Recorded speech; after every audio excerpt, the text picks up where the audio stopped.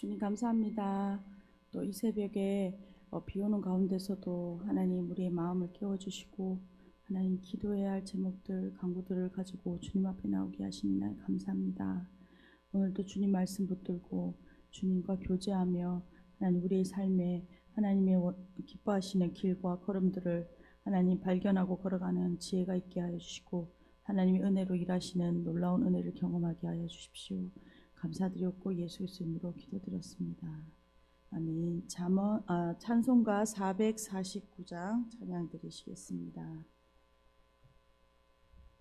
찬송가 449장입니다.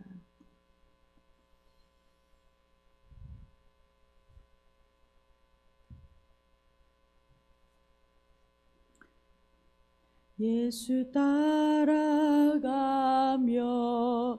복음 순종하면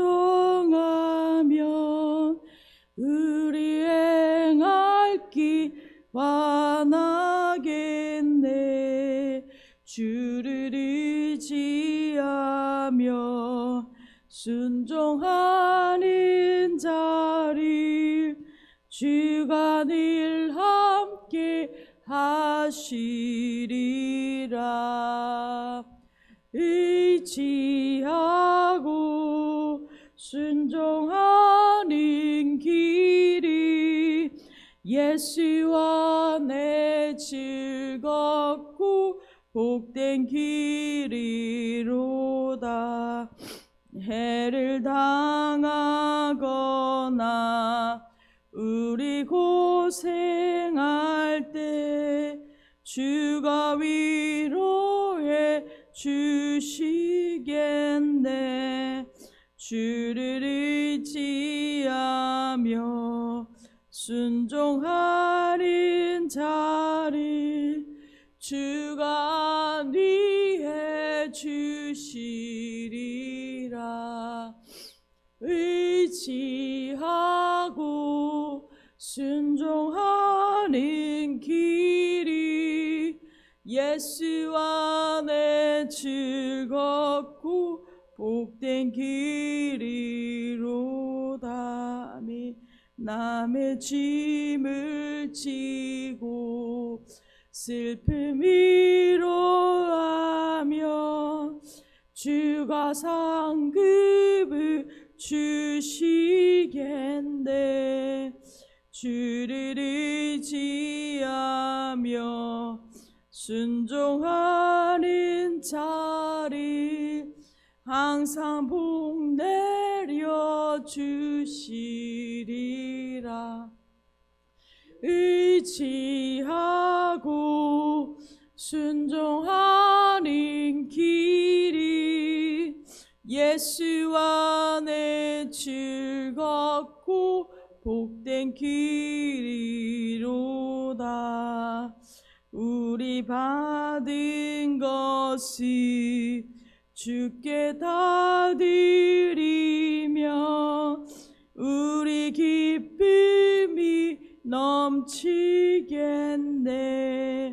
주를 의지하며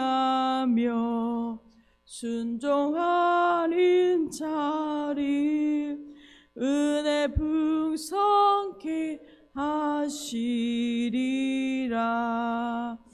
의지하고 순종하는 길이 예수와 내 즐겁고 복된 길이로다. 주를 힘입어서 말씀 잘 배우고 주를 모시고 살아가세. 주를 의지하며 항상 순종하며 주가 사랑해 주시리라. 의지하고 순종하는 길이 예수와 내 즐겁고 복된 길이로다.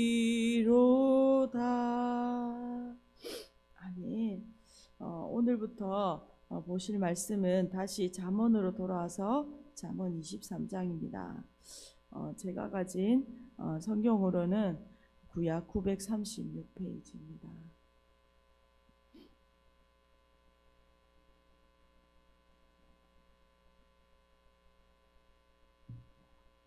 잠언 23장 1절에서 16절까지 말씀, 구약 성경에는 936페이지입니다.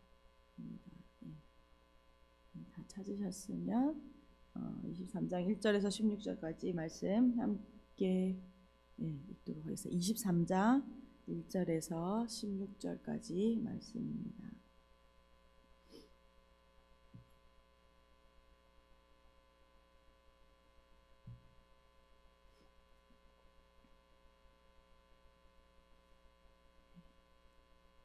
잠언 23장 1절에서 16절까지 말씀 같이 읽겠습니다. 내가 관원과 함께 앉아 음식을 먹게 되거든 삼가 내 앞에 있는 자가 누구인지를 생각하며 내가 만일 음식을 탐하는 자이거든 내 목에 칼을 둘 것이니라. 그의 맛있는 음식을 탐하지 말라. 그것은 속이는 음식이니라. 부자가 되기를 애쓰지 말고 내 사사로운 지혜를 버릴지어다. 네가 어찌 허무한 것에 주목하겠느냐? 정령이 재물은 스스로 날개를 내어 하늘을 나는 독수리처럼 날아가리라. 악한 눈이 있는 자의 음식을 먹지 말며 그의 맛있는 음식을 탐하지 말지어다. 대저 그 마음의 생각이 어떠하면 그 위인도 그러한즉 그가 내게 먹고 마시라 할지라도 그의 마음은 너와 함께하지 아니함이라. 네가 조금 먹은 것도 토하겠고 내 아름다운 말도 헛된 대로 돌아가리라. 미련한 자의 귀에 말하지 말지니 이는 그가 내 지혜로운 말을 업신여길 것임이니라. 옛 지게석을 옮기지 말며 고아들의 밭을 침범하지 말지어다. 대저 그들의 구속자는 강하시니 그가 너를 대적하여 그들의 원한을 풀어주시리라. 훈계에 착심하며 지식의 말씀에 귀를 기울이라. 아이를 훈계하지 아니하려고 하지 말라. 채찍으로 그를 때릴지라도 그가 죽지 아니하리라. 네가 그를 채찍으로 때리면 그의 영혼을 수월에서 구원하리라. 내 아들아, 만일 내 마음이 지혜로우면 나 곧 내 마음이 즐겁겠고 만일 내 입술이 정직을 말하면 내 속이 유쾌하리라. 아멘. 저희는 다시 이제 잠언으로 돌아와서 잠언 23장 말씀부터 묵상을 이어갑니다. 이 잠언의 후반부에 오늘 23장부터 여기 부분들은 지혜자들의 경구로 이루어져 있습니다. 이 지혜자들은 이 교훈을 통하여서 우리가 매일 일상 속에서 하나님을 경외하는 지혜로운 자들이 되기를 가르치고 이 세상에서 하나님의 지혜로 어떻게 처신해야 하는 것이 좋은 것인가 바른 것인가를 다양한 사례들을 중심으로 해서 우리에게 보여주고 있습니다. 1절에서 3절까지의 말씀을 먼저 보면 대인 관계에서 신중과 절제할 것을 권면하고 있습니다. 1절입니다. 네가 관원과 함께 앉아 음식을 먹게 되거든 삼가 내 앞에 있는 자가 누구인지를 생각하며 이 관원은 원어로 보면 지배자, 권력자 등을 뜻합니다. 왕이 될 수도 있겠죠. 이 권력자와의 식사 자리에 만약 초대되는 상황이라면 그것의 위험성을 인지하라라는 뜻을 품고 있습니다. 마음에 빼앗길 만큼 잘 차려진 잔치를 할지라도 이것이 왕의 잔치이고 권력자의 잔치라면 이 자리에 초대한 그 의중을 살피고 자신이 지금 어떻게 처신해야 할지를 분별하라라고 권면하고 있습니다. 이때 상황을 잘 파악하고 그것에 맞는 행동을 해야 한다는 것이죠. 자신의 욕구를 절제해야 한다는 것, 이 두 가지를 교훈하고 있습니다. 2절입니다. 내가 만일 음식을 탐하는 자이거든 내 목에 칼을 둘 것이니라. 그의 맛있는 음식을 탐하지 말라. 그것은 속이는 음식이니라. 2절은 매우 극단적인 표현을 사용하고 있죠. 내 목에 칼을 둘 것이니라 라고 말합니다. 이를 통해서 강조하는 것은 음식을 절제하지 못하는 탐식에 대하여 그 탐식하는 자는 결국 목숨까지도 위험받을 수 있다라는 의미를 담고 있습니다. 그래서 초대받은 사람은 상대방의 의도를 잘 알아차리고 음식을 탐하지 않으므로 책잡히지 않는 의연한 태도를 보여야 한다라고 말하고 있죠. 이를 통해서 단지 음식과 관련된 것뿐만 아니라 이 3절까지의 말씀을 통하여 오늘 우리 삶에 적용한다면 모든 인간관계에 있어서 이것이 어떤 의도를 가지고 있는지 절제와 신중이 필요하다. 인간관계 속에서 이러한 절제와 신중이 필요하다라는 것을 우리에게 가르쳐주고 있습니다. 4절과 5절은 재물에 대한 물질에 대하여 권면하고 있습니다. 이 4절과 5절은 부자가 되려고 너무 이제 노력하지 말라라고 말하고 있는 것이죠. 4절입니다. 부자 되기에 애쓰지 말고 내 사사로운 지혜를 버릴지어다. 부자가 되기 위하여 스스로를 지치게 하지 말라라는 의미입니다. 이것을 다시 설명하면 우리의 삶의 목표가 부자 되는 것, 그 자체에 그것에 올인하는 삶, 그것에 두지 말라는 것입니다. 왜냐하면 재물은 있다가도 없어질 것이고 이것에 지나친 마음을 두는 것은 어리석은 일이다라고 말하고 있습니다. 그래서 네 자신의 지혜를 버리라라고 말씀하고 있는 것이죠. 5절입니다. 네가 어찌 허무한 것에 주목하겠느냐. 정령이 재물은 스스로 날개를 내어 하늘을 나는 독수리처럼 날아가리라. 사람이 물질에만 관심을 두며 사는 삶, 그것을 추구하는 삶은 마치 자신의 눈으로 허무한 것을 쫓도록 하는 행동이다라고, 그것이 허무한 것이다라는 것을 보여주고 있습니다. 6절부터 8절까지는 악인과의 교제를 금지하고 있는 권면의 말씀입니다. 6절입니다. 악한 눈이 있는 자의 음식을 먹지 말며 그의 마시는 음식을 탐하지 말지어다. 대저 그 마음의 생각이 어떠하며 그 위인도 그러한즉 그가 내게 먹고 마시라 할지라도 그의 마음은 너와 함께 하지 아니함이라. 내가 조금 먹은 것도 토하겠고 내 아름다운 말도 헛된 대로 돌아가리라.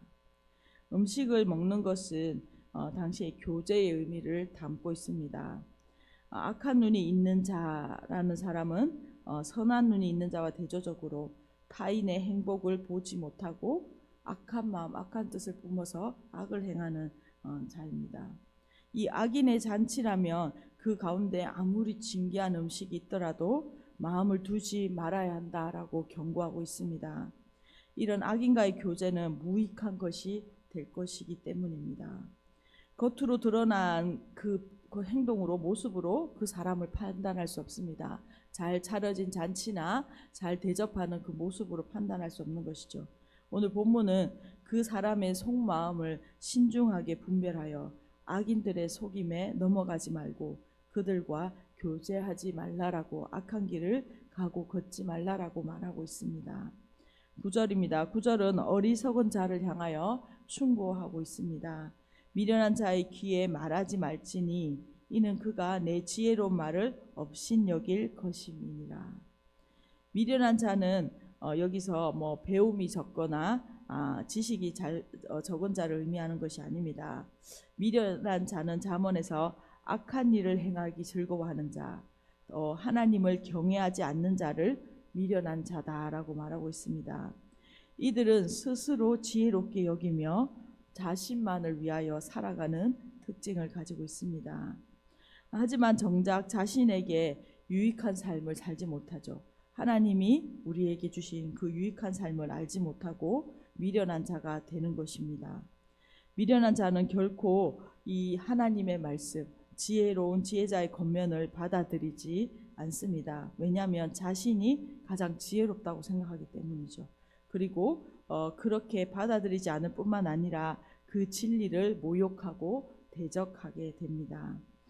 예수님도 이렇게 말씀하셨죠. 마태복음 7장 6절에 돼지에게 진주를 던지지 말라라고 말씀하셨습니다. 오늘 우리 이 말씀을 기억합니다.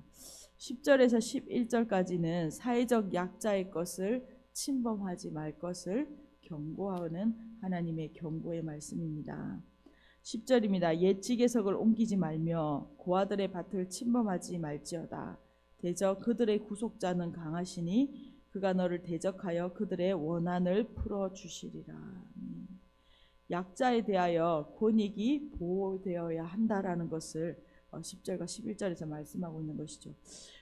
당시도 그렇고 당시에는 특별히 더 고아와 과부는 약자로서, 사회적 약자로서 특별한 보호가 필요한 대상이었습니다.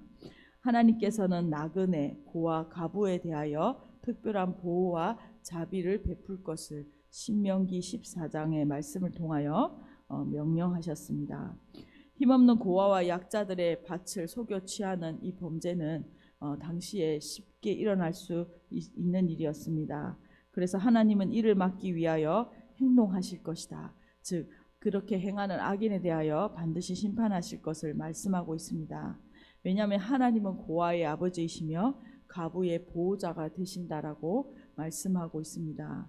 11절에는 하나님을 강하신 분으로, 즉 고엘, 기업물을 자가 되셔서 그 의무를 고아와 과부들에게 다 행해 주실 수 있는 분이시다라고 말하고 있습니다. 하나님의 백성은 하나님 앞에서 약자들을 괴롭게 하실 뿐만 아니라 그들의 권익을, 그들을 적극적으로 하나님의 마음으로 보호하는 삶을 살아야 한다라는 것을 명령하시고, 이것이 바로 하나님을 따라 사는 거룩한 백성의 삶이다라고 말씀하고 있습니다. 12절입니다. 훈계에 착심하며 지식의 말씀에 귀를 기울이라. 이 훈계는 하나님의 말씀입니다. 이 하나님의 말씀을 우리의 마음에 둘 것을 권면하고 있습니다. 즉 하나님의 말씀을 받아들이는 삶, 그냥 듣고 지나치는 것이 아니라 그 말씀을 마음에 받아들이고 그 말씀을 따라가는 삶을 살아가라라는 것을 권면하고 있습니다. 우리가 재물을 추구하는 삶이 아니라 바로 하나님의 말씀을 붙들고 그 말씀에 귀 기울이며 살아가는 삶을 살아가야 할 것입니다. 13절과 14절에서는 아이들에 대하여, 자녀에 대하여 엄격한 훈육이 필요하다라는 것을 말씀하고 있습니다. 13절입니다. 아이를 훈계하지 아니하려고 하지 말라. 채찍으로 그를 때릴지라도 그가 죽지 아니하리라. 내가 그를 채찍으로 때리면 그의 영혼을 수월에서 구원하리라.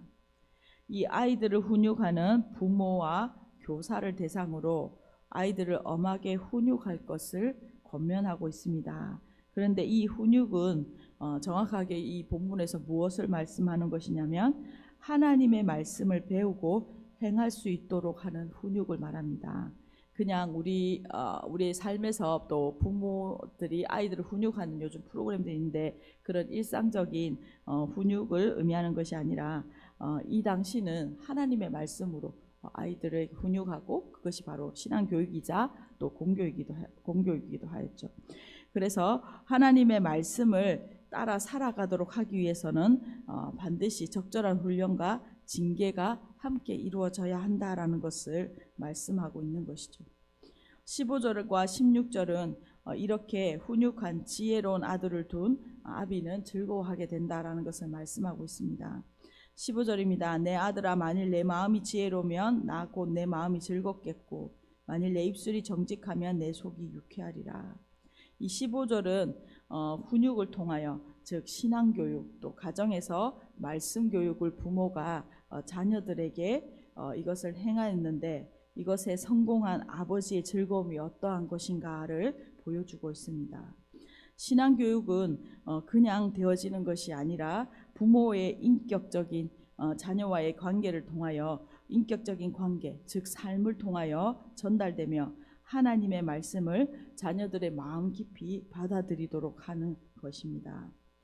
그렇게 함으로 말씀을 가르치는 그 목양자가 되는 것이죠. 부모가 자녀에게 말씀을 가르치는 목양자가 되고 이 자녀들의 영적인 기쁨을 그 자녀들이 바르게 자랐을 때에 영적 기쁨이 있는 것입니다. 그 기쁨이 얼마나 큰지 마음 깊은 곳에서 기쁨과 위로가 넘쳐난다라고 말하고 있는 것이죠.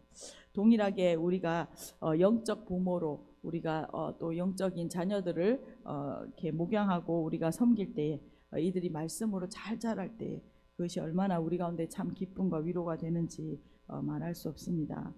오늘 말씀을 요약하면서 함께 기도했으면 좋겠습니다. 오늘 본문은 지혜자들의 경고를 묵상하였습니다. 본문에서는 특별히 하나님의 지혜는 무엇인가? 바로 가까이 해야 할 것, 하나님의 말씀을 가까이 하고 또 멀리 해야 할 것, 악인과 악한 일들을 멀리 해야 한다. 이것을 분별하는 것이 바로 하나님의 지혜라라는 것을 우리에게 보여주고 있습니다. 오늘 악한 것은 우리의 삶에 우리의 환경 가운데 언제나 있습니다. 그러나 이 악한 것은 우리의 삶을 쉽게 무너뜨릴 수 있기 때문에 우리가 하나님의 말씀으로 무장되어 철저히 경계해야 합니다.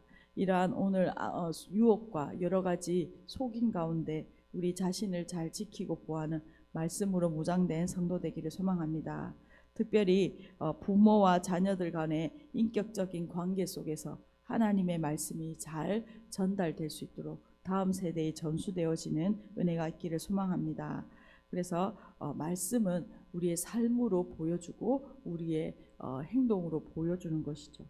그래서 우리가 우리 다음 세대 가운데 말씀이 잘 전달되어지는 가정 공동체 되기를 소망하고, 또한 교회 공동체 안에 이 하나님의 말씀이 부모 세대로부터 잘 자녀 세대로 전달되어지는 은혜가 있기를 소망합니다. 우리가 함께 그래서 자라가는 기쁨, 성장의 기쁨을 누리는 귀한 가정과 교회 되기를 소망합니다. 함께 기도하시겠습니다. 주님 감사합니다. 오늘도 또 잠언 말씀으로 돌아와서 하나님 우리 가운데 말씀하시는 참된 지혜들을 가르쳐 주시니 감사합니다. 무엇보다 하나님의 지혜로 살아가는 성도들 되게 하여 주십시오. 하나님 선한 것과 악한 것을 분별할 수 있는 하나님의 지혜를 허락하여 주시고, 하나님의 말씀, 하나님의 뜻과 마음에 합한 일들을 하나님 선택하고 걸어가는 하나님 아름다운 지혜가 있게 하여 주십시오. 하나님 악한 길에서 하나님 떠나는 은혜가 있게 하여 주시고, 하나님 그것을 잘 분별할 수 있는 은혜가 있게 하여 주십시오. 하나님 우리가 하나님 자녀들을 향하여 하나님 세상의 학문을 가르치지만 그것보다 삶으로, 말로서, 하나님 인격으로서 하나님 살아계신 분, 하나님 우리 가운데 역사하시는 분을 잘 전달하는 하나님 신앙의 전수자들 되게 하시고, 양육자들 되게 하시고, 목양자들 되게 하여 주십시오. 그래서 가정 안에서 하나님의 말씀이 전인격을 통하여 하나님 전달되어지고 흘러가는 하나님 다음 세대로 전수되는 귀한 은혜가 있게 하여 주십시오. 주님 감사합니다. 오늘도 하나님 한 주를 시작하는 첫 시간에 하나님 기도의 자리에 나왔습니다. 하나님 오늘도 하나님 우리 공동체 가운데 하나님 기도해야 할 기도의 제목들이 있습니다.